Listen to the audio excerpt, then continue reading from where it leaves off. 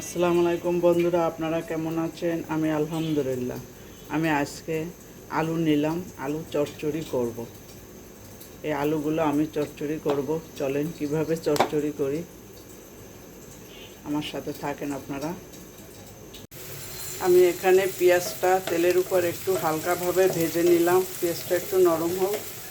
আর এইদিকে আমি আলুটা সুন্দর করে কুচে আলুটা ধুয়ে নিচ্ছি। এই যে এখন আমি আলুটা দিয়ে দিব।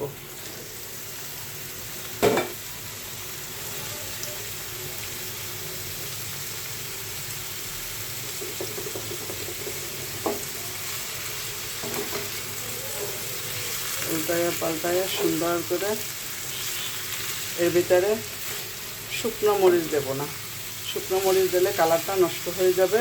শুধু হলুদ দিব।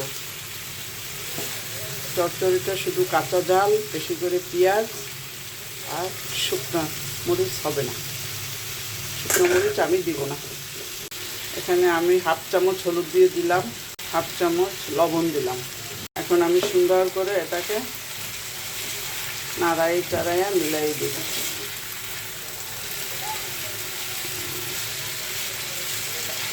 এখন আমি ঢাকনাটা দিয়ে দিলাম কিছু সময়ের জন্য।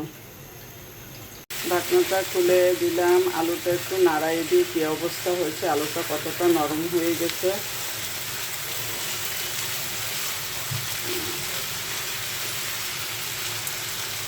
আলুটা হলুদ আর সবুজ থাকবে কাঁচা ঝালের জন্য, কিন্তু শুকনো মরিচ আমি একটুও দেবো না এখানে।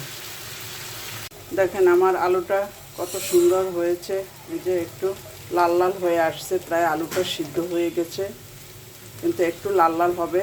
তারপর আমি উঠাবো, ধনিয়া পাতা দেব। আমি এখানে কিছু ধনিয়া পাতা দিয়ে দিলাম আর কিছু কাঁচামরিচ দিয়ে দিলাম আবারও, একটু দেখার জন্য, ফ্লেভারের জন্য। আমার আলু ভাজিটা হয়ে গেছে, একটু হালকা পোড়া পোড়া করছে। এখন নাড়াই চাড়াইয়া 2 মিনিট পরে উঠেই ফেলাবো। দেখেন আমার আলু ভাজিটা কত সুন্দর হয়েছে। এই আলু ভাজিটা পরোটা দিয়েও খাওয়া যায়, রুটি দিয়েও খাওয়া যায়, তবে আমরা খাবো আজকে গরম ভাত আর ডিম গোলাইয়ে ভাজি করে। বন্ধুরা, এই যে আমার ডিম ভাজি, গরম ভাত আর আলু ভাজি, খুবই মজা হবে খেতে। এই যে দেখেন, সকালের রেসিপিটা দেখালাম, আপনাদের সাথে শেয়ার করলাম। বন্ধুরা দেখেন আমার আলু ভাজিটা কত সুন্দর হয়ে গেছে, সুন্দর হয়েছে। আমি আলু ভাজিটা একটা হালকা হালকা একটু পোড়াচ্ছি, যার জন্য খেতে একটু টেস্ট লাগবে, এবং ডিম গোলাইয়ে ভাজি করলে এর সাথে অনেক সুন্দর লাগবে। আমিও সেই কাজই করেছি, খুবই ভালো হয়েছে। আপনারা বাসায় এভাবে বানিয়ে খাবেন। সবাই লাইক করবেন, কমেন্ট করবেন, সাবস্ক্রাইব করবেন। সবাই ভালো থাকেন বন্ধুরা, খোদা হাফেজ।